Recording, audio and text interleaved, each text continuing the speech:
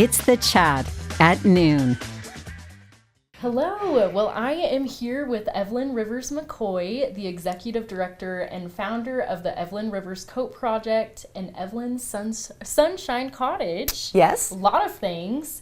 And so this time of year is always super, super crazy for you guys because you're getting ready for the colder weather, getting prepared for the kids in need in our area. Can you talk about what's coming up?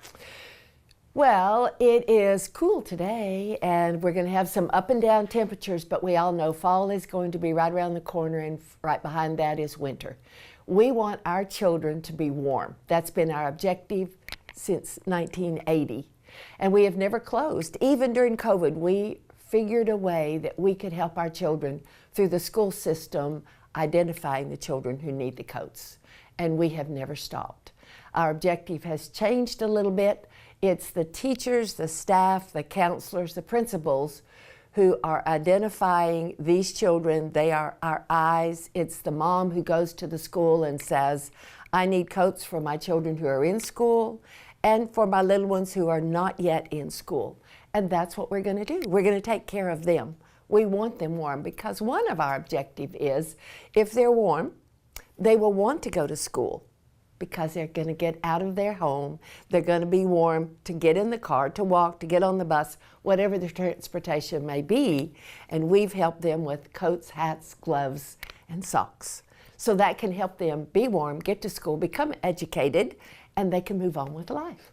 Yes, and that makes all the difference. I mean, just the fact of someone being warm, someone having a coat, I mean, that is just life-changing for some. And it is. I'm sure you have changed countless lives here in the community. What does that mean to you just as a founder of a nonprofit? What does that mean to you seeing that? That is a question that is hard. I think it is the fact that we've worked hard many, many times with no salaries, no recognition, no anything, which is the way we would want it. But I think it's the joy of knowing that child is warm. And it's not just being out in the elements. What about that family, heaven forbid, that has to live in their car? What about that family whose heat was turned off and so far the funds are not there to turn it back on? They can put that coat over them at night and still have some warmth in their body that was not provided by the heat. So our coat, we feel, is more than just being out in the elements. It has some warmth to it. And if the coat, which we do have many brand new coats, and of course, great, gently used coats, if the coat makes the child happy, then we have made them happy. They can be proud of who they are and what they have on. That is another part of it as well. Yes. Well, the Sunshine Cottage, tell me a little bit about that. You're wearing yellow. That fits. That is it. We found that while we were packing boxes for the Christmas project, which is the project we closed about 4 years ago, we found that as we were packing them, we would say, what could we do to help single parent moms not have to fret day after day after day of where are we going to live tomorrow? What kind of food are we going to have? Do we have clothes? Where will my children go to school? Do we have gas in the car if we have a car? Where am I going to work? All of those things play on the minds of single parent moms. So we thought, okay, if we could figure out a way, well, the way is education. So over time, that factor grew, and it grew with many thoughts. So we now 23 years later, have 10 houses fully furnished. They are warm, they are happy, they are painted in yellow paint. And it is for our moms, single parent moms who possibly are homeless or hopeless, for them to have a place to live, a place to call home, know their utilities are on, and they can become college educated, be a role model for their children, and move on with life to the next step.